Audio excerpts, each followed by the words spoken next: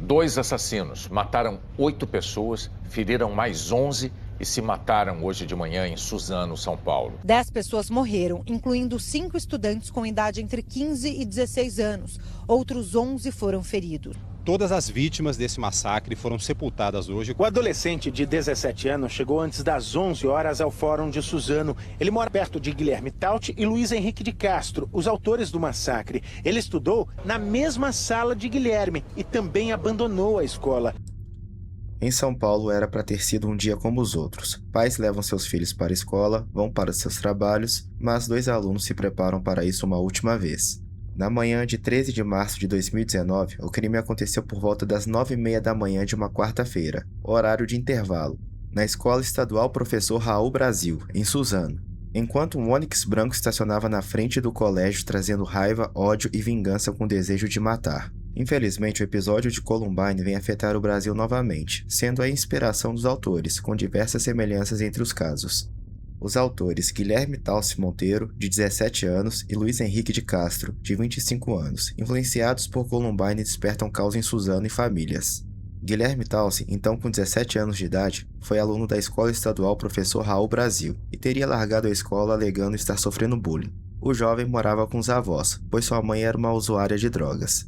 Guilherme gostava da subcultura gótica e simpatizava com o nazismo. O pai de Luiz Henrique, seu melhor amigo e com quem invadiu a escola, havia prometido arrumar uma vaga para ele no mesmo serviço de limpeza e conservação de praças em São Paulo. Segundo seu avô, Guilherme frequentava uma lan house com Luiz Henrique e não estranhava que ele tivesse dinheiro para os jogos ou para compras pela internet, porque o neto sempre fazia bicos.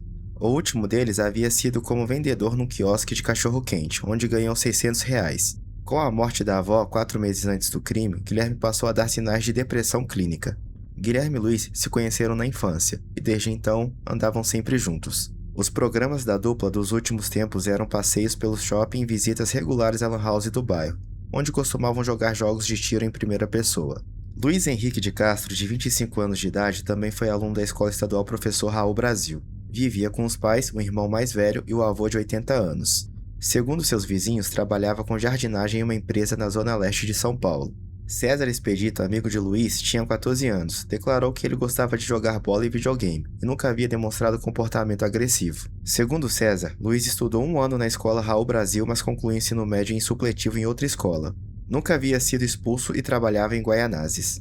O bullying pode ser o motivo de suas ações, mas não as justifica. Uma mensagem mostra o que realmente a dupla queria.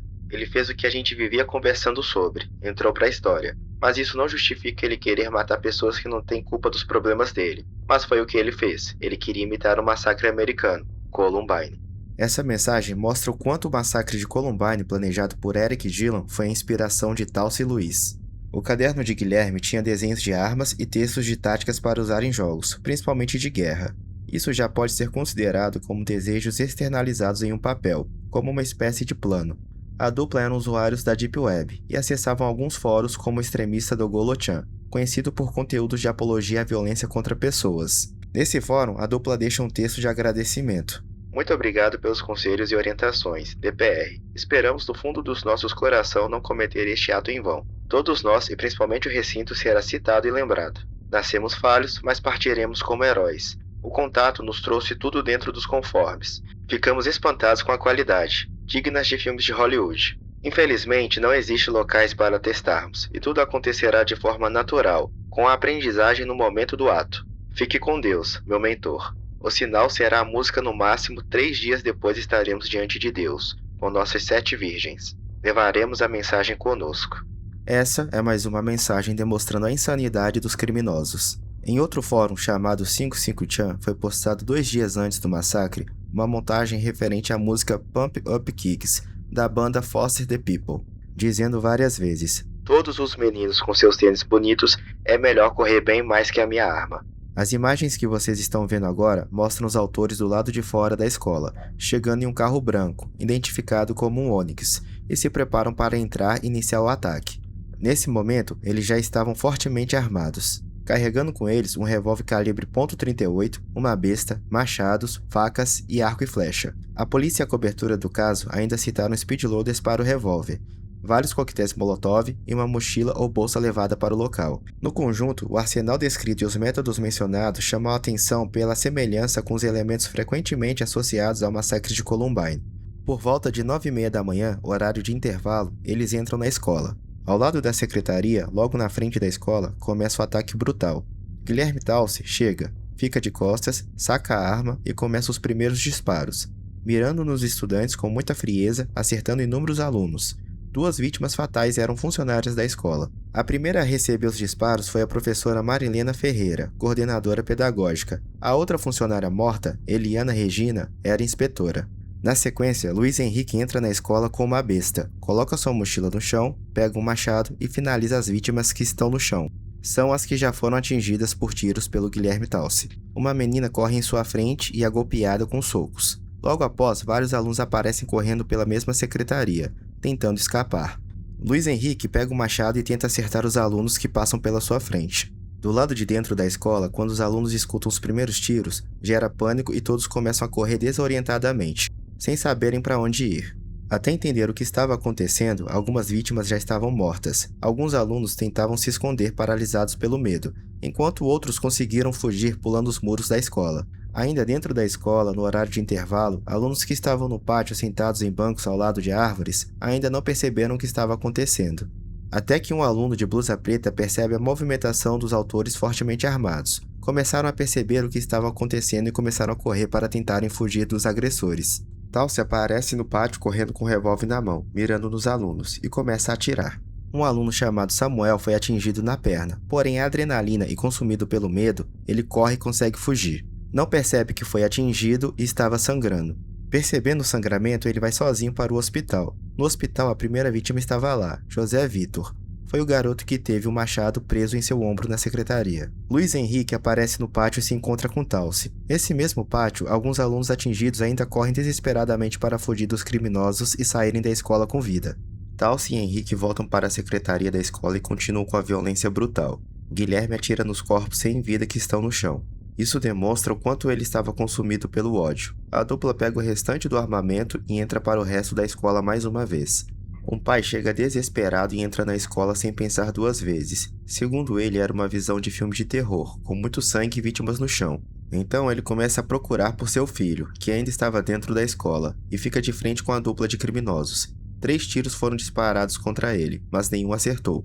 Silmara Silva, de 54 anos, merendeira que conseguiu salvar cerca de 50 crianças na cozinha da dupla de criminosos. Ela enfrentou o medo e fez barricadas com freezer e mesas para proteger as crianças. Um policial à paisana chega na escola, entra e dá de cara com os criminosos. Ele recebe um disparo que não pegou nele. Nesse momento, a crítica era a demora da polícia chegar no local, porque até então já tinha chegado um pai de uma vítima que entrou na escola até o pátio, correu risco de vida e um policial à paisana. Casos como esse devem ser tratados como extrema prioridade, porque o que está em xeque são vidas de crianças e adolescentes dentro de uma escola, sofrendo ataques por uma dupla agindo insanamente e fortemente armados. O policial vizinho da Escola Estadual Professor Raul Brasil, local que estava ocorrendo o ataque, o soldado Eduardo Andrade Santos, de 34 anos, entrou no local durante o massacre e interceptou os assassinos até a chegada de outros policiais. Ele mandou a dupla se entregar e disse que estavam cercados, agora que a força tática chega. Porém, a dupla já tinha cometido suicídio. Os dois não se mataram ao mesmo tempo. No fim do ataque, Guilherme Talce Monteiro matou Luiz Henrique de Castro, com arma de fogo, e depois tirou a própria vida. Ou seja, Luiz Henrique foi morto pelo comparsa, e em seguida Guilherme cometeu suicídio. Após o massacre, uma série de investigações foi iniciada para entender como o ataque havia sido planejado e executado. As apurações indicaram que a dupla preparou a ação por mais de 1 ano, articulando parte desse plano em um fórum obscuro da internet. Na busca por possíveis conexões, investigadores passaram a rastrear integrantes de um grupo suspeito de estimular, celebrar e incentivar o atentado na Deep Web. 10 suspeitos foram localizados em Franca, na cidade de São Paulo e no estado do Rio de Janeiro. 2 dias antes do crime, Talce deixou no fórum uma mensagem de agradecimento pelos conselhos e orientações recebidos, afirmando que esperava não cometer o ato em vão. Ao mesmo tempo, o Ministério Público de São Paulo abriu uma investigação para apurar se a dupla mantinha ligação com uma organização criminosa, se havia uma motivação mais ampla por trás do crime e se existia algum grupo conectado diretamente ao ataque. As autoridades também investigaram se o Facebook teria sido usado pela dupla para trocar mensagens e alimentar o desejo de vingança contra pessoas que, segundo essa hipótese, lhes haviam feito mal. Entre as linhas investigativas estava a possibilidade de que a raiva acumulada, somada ao bullying sofrido por Dowsey, tivesse influenciado a motivação do ataque. Com o avanço das apurações, surgiram como possíveis fatores o bullying, o isolamento social e o desejo de superar o massacre de Columbine, nos Estados Unidos. Segundo as investigações, eles queriam ser lembrados pelo número de mortes e pelas armas utilizadas, acreditando estar praticando um ato heróico. Na manhã do dia 19, um adolescente de 17 anos, cuja identidade não foi divulgada, foi detido sob suspeita de ligação com o ataque. Ele negou qualquer envolvimento, mas, caso responsabilizado, poderia receber medidas socioeducativas que variam de 45 dias a 3 anos. As investigações avançaram rapidamente. Em 10 de abril, Cristiano Cardias de Souza, de 47 anos, foi preso, suspeito de ter entregue arma de fogo e munição aos atiradores. No dia seguinte, outras 2 prisões reforçaram a linha investigativa. O comerciante Tatiano Oliveira de Queiroz e o vigilante particular Deilton Pereira dos Santos também foram detidos, igualmente suspeitos de fornecerem armas usadas no ataque. No início de maio, o caso teve novos desdobramentos. Em 3 de maio, o Tribunal de Justiça do Estado de São Paulo aplicou medidas socioeducativas ao adolescente apreendido. Segundo o advogado, o jovem não teria participado do planejamento do ataque ao lado da dupla, mas teria fantasiado sobre a ação. No dia seguinte, 4 de maio, ele compareceu a uma audiência no Fórum de Suzano, iniciada por volta das 10 horas da manhã e encerrada às 15 horas. 2 dias depois, em 6 de maio, Márcio Germano Manson, de 33 anos, também foi preso. Ele era suspeito de ter fornecido a arma de fogo a um dos homens que posteriormente a entregou aos atiradores. Meses depois, em novembro, Germano acabou sendo solto por decisão da justiça. Em 4 de junho, o inquérito policial foi concluído. Os 4 homens presos foram indiciados e as autoridades apontaram que eles já respondiam por diversos outros crimes. Mais tarde, em fevereiro de 2020, os 3 homens presos por fornecerem as armas foram liberados do presídio de Tremembé, após a decisão da Vara Criminal de Suzano. Por fim, a moral da história em casos como Suzano e Columbine é que, na mente dos autores, o massacre parecia um ato de justiça ou até mesmo heroísmo.